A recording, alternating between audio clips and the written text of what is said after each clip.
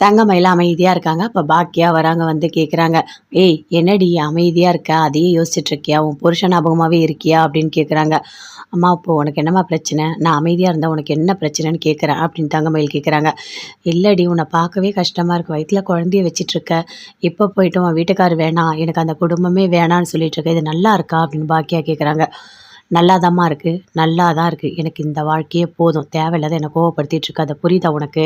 நீ தேவையில்லாத என்ன டென்ஷன் ஆக்காத. நீ போம்மா" அப்படின்னு தங்கமயில் சொல்றாங்க. "இங்க பாருடி, நான் சொல்றத கொஞ்சமாவது காது குடுத்து கேளு.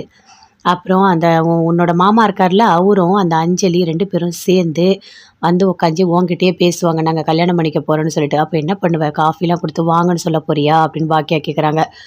"அம்மா நீ ஏம்மா இவ்ளோ கற்பனை பண்ணிட்டு இருக்க? எது வேணா நடக்கட்டும். அவரு அஞ்சலிய கல்யாணம் பண்ணிக்கிட்டோம், இல்ல வேற யாரையாவது கல்யாணம் பண்ணிக்கிட்டோம். எனக்கு என்னம்மா பிரச்சனை? எனக்கு அவரு வேண்டாம். என் குழந்தைய நான் வளர்த்துக்கிறேன். நீ தேவையில்லாத பேசிட்டு இருக்காத. நீ போயிடு இங்கேருந்து" அப்படின்னு சொல்றாங்க. "இங்க பாரு, நீ நீ பேசுறது எல்லாம் அந்த ஊரெல்லாம் கேட்டாங்கன்னு வச்சுக்கயேன், ரொம்ப மோசமா பேசுவாங்க. இவ வாழா வெட்டியா வந்துட்டா அப்படின்னு சொல்லிட்டு.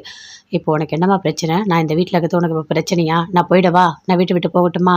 ஏற்கனவே நான் உன்கிட்ட சொன்னேன். ஹாஸ்டல்ல போயிடுவேன், இல்ல எங்கேயாவது போயிடுவேன்னு நான் சொன்னேன். மறுபடியும் என்ன நீ கோவப்படுத்திட்டே இருக்க. இது நல்லாவே இல்ல" அப்படின்னு தங்கமயில் சொல்றாங்க. அங்கேருந்து சுடர் வராங்க.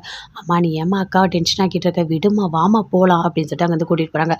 "பாரு சுடர், அவ எப்படி பேசிட்டு இருக்கா? கொஞ்சம் கூட வாழ்க்கைய பத்தி கவலையே பட மாட்டா. எனக்கு வேண்டான்னு சொல்லிட்டு இருக்கா. நாங்க போய் கேட்டா எங்களையும் கேட்கக்கூடாதுன்னு கூட்டிட்டு வந்துட்டா" அப்படின்னு சொல்லிட்டு ரொம்ப ஃபீல் பண்ணி பாக்கியா சொல்றாங்க. "அம்மா கொஞ்சம் டைம் குடும்மா அக்காக்கு.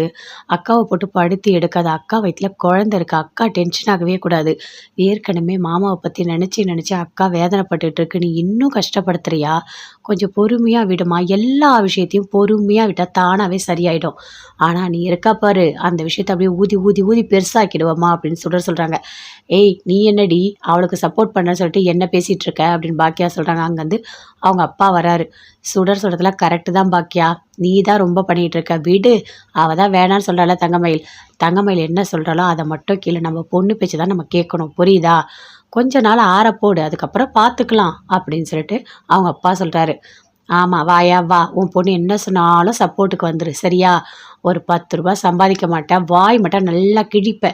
நீ பேசாத. போ இங்கேருந்து. என்ன ரொம்ப கோவப்படுத்துறீங்க" அப்படின்னு பாக்கியா ரொம்ப கோவமா அங்கேருந்து போறாங்க.